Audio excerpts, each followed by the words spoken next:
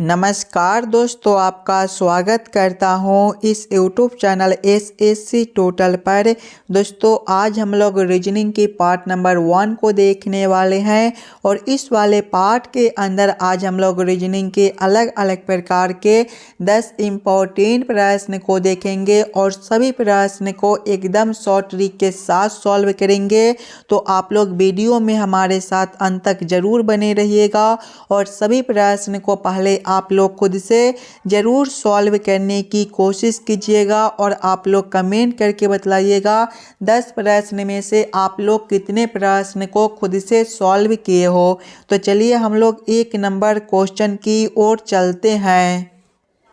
ये रहा question number 1। Question number 1 आपको कह रहे हैं नीचे दिए गए प्रश्न में संबंधित शब्द को चुनिए। संबंधित शब्द चुनने के लिए बोला जा रहा है जिस प्रकार से सही का संबंध गलत के साथ है उसी प्रकार से हम लोगों से पूछा जा रहा है उतरना का संबंध कौन सा शब्द के साथ होगा जो इस वाले क्वेश्चन मार्क पर भरे जाएंगे। अगर आप लोग ध्यान से देखिएगा तो सही शब्द का विलोम शब्द गलत होता है, उसी प्रकार से उतरना शब्द का विलोम शब्द आपका क्या बनेगा।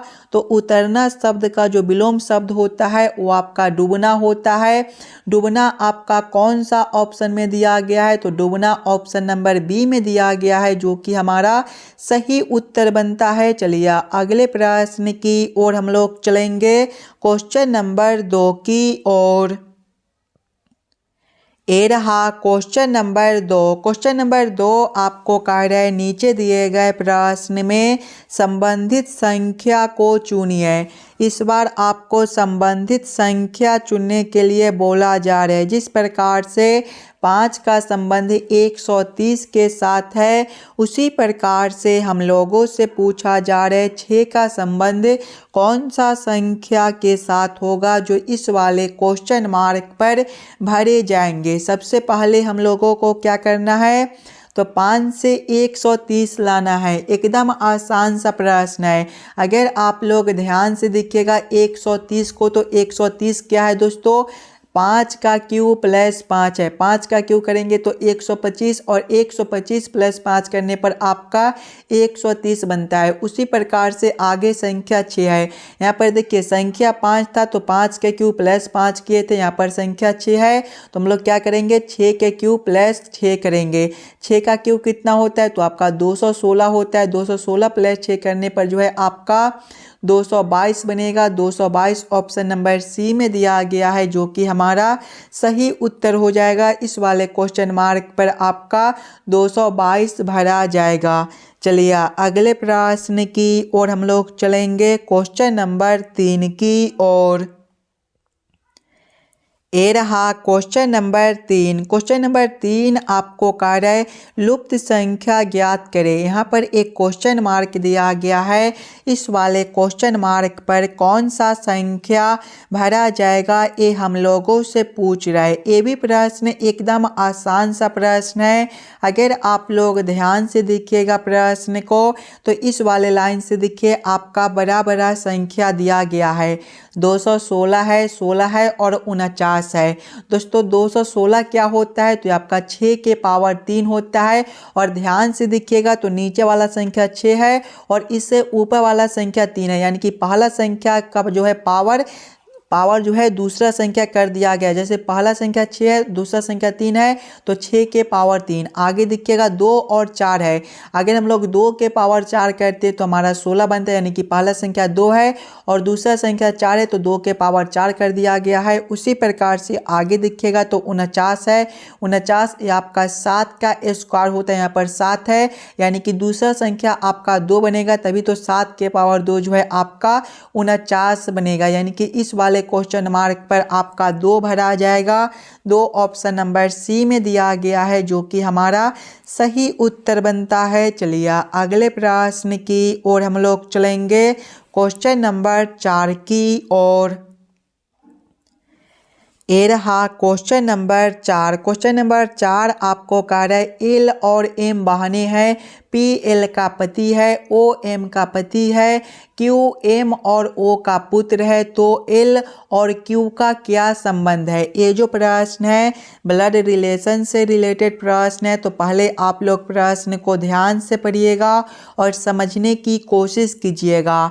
देखिए प्रश्न पहले आपको कह रहा है एल और एम बहनें हैं। दोस्तों बहन जो होती है एक ही पीढ़ी का होती है, यानी कि एल के सामने हम लोग किसको रखेंगे तो एम को रखेंगे। क्या रिश्ता है, बहन का है, तो आप लोग यहाँ पर बहन भी लिख लीजिएगा। आगे प्रश्न को पढ़िएगा।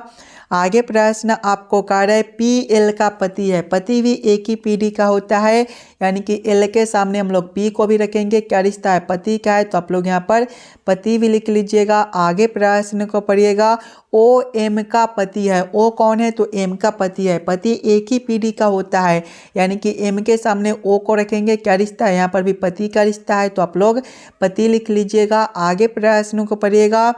क्यू एम और ओ का पुत्र है, क्यू कौन है तो एम और ओ का पुत्र है। पुत्र जो होता है एक पीढ़ी नीचे का होता है, यानी कि एम और ओ से नीचे किसको रखेंगे हम लोग तो क्यू को रखेंगे। क्या रिश्ता है, पुत्र का है, तो आप लोग यहाँ पर पुत्र भी लिख लीजिएगा। ये दोनों का पुत्र है, तो आप लोग ये दोनों जगह पे पुत्र लिख लीजिएगा। आगे प्रश्न को पढ़िएगा।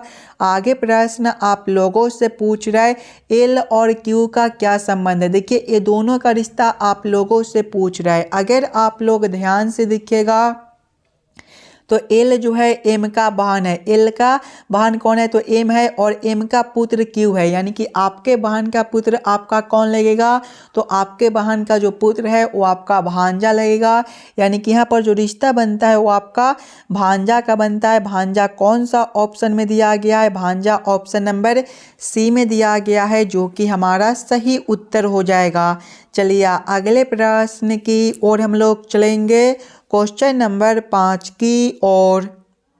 ये रहा क्वेश्चन नंबर 5। क्वेश्चन नंबर 5 आपको कह रहे यदि 2 दिन पहले 9 नवंबर 2014 तारीख थी और रविवार का दिन था तो आने वाला कल क्या होगा। ये जो प्रश्न है ये भी आपके लिए इम्पोर्टेंट प्रश्न है, तो पहले आप लोग प्रश्न को ध्यान से पढ़िएगा और समझने की कोशिश कीजिएगा।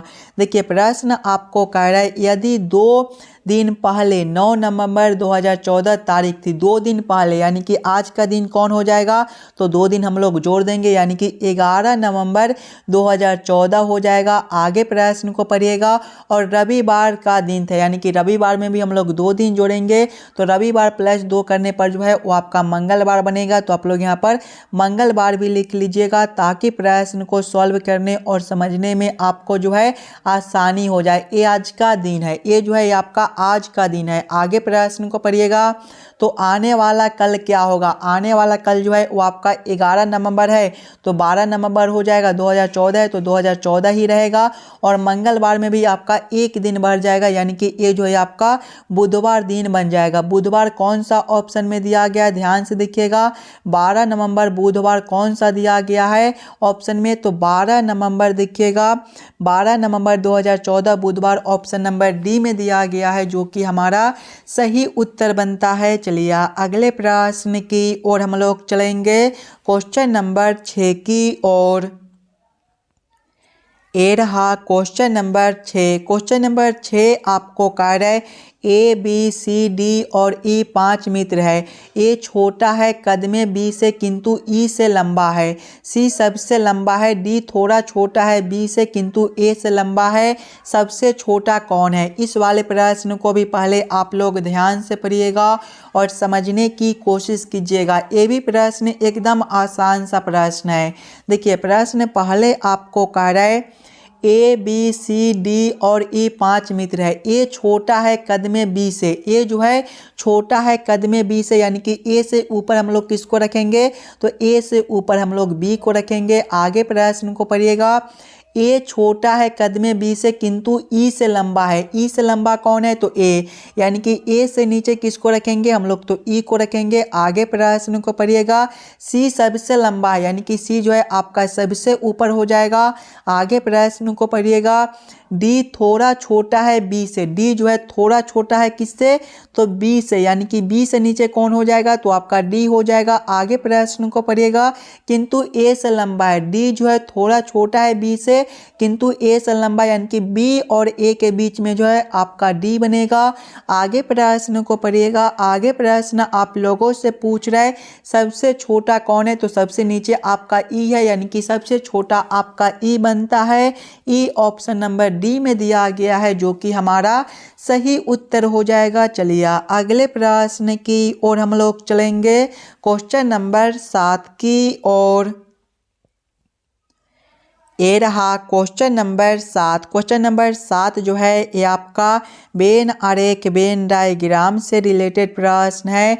महिलाएं, माताएं, अविवाहिताएं, ये तीनों शब्दों का किस प्रकार से वेन आरेख, वेन डायग्राम बनेगा, ये हम लोगों से पूछ रहे। सबसे पहले आप लोग ये तीनों शब्दों को ध्यान से देखिएगा और समझने की कोशिश कीजिएगा कौन शब्द किसके साथ संबंधित है, किसके अंदर हम लोग किसको रख सकते हैं। अगर आप लोग ध्यान से देखिएगा तो महिलाएं, माताएं, दोस्तों सभी माताएं जो होती है महिला ही होती है, यानी कि सबसे पहले हम लोग महिलाएं के लिए एक आरेख बना लेंगे और महिलाएं के अंदर हम लोग माताएं को रखेंगे। आगे देखिएगा अविवाहिताएं, देखिए एग्जामिनेशन जो है ये मान के चला है कि कुछ माताएं जो है अविवाहिताएं भी हो सकती है, यानी कि इसको हम लोग इस प्रकार से रखेंगे।